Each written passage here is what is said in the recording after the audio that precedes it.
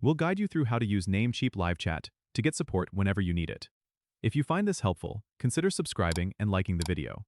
First, go to the Namecheap website on your desktop. Once you're on the homepage, look towards the bottom right corner of the screen.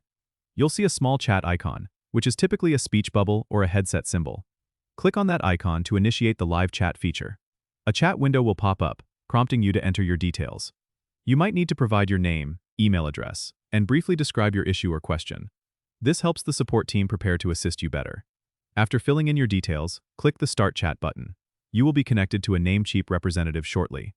While waiting, you can see your position in the queue, which is helpful to know how long you might need to wait. When the chat begins, you can type your questions or concerns directly into the chat box.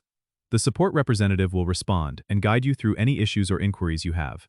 You can also upload files if needed, which is useful for billing queries or technical support. Once your issue is resolved, you can end the chat by closing the chat window. You might have the option to save the chat transcript for your records, which can be handy if you need to refer back to the conversation later. Don't forget to subscribe and comment if this helped you out.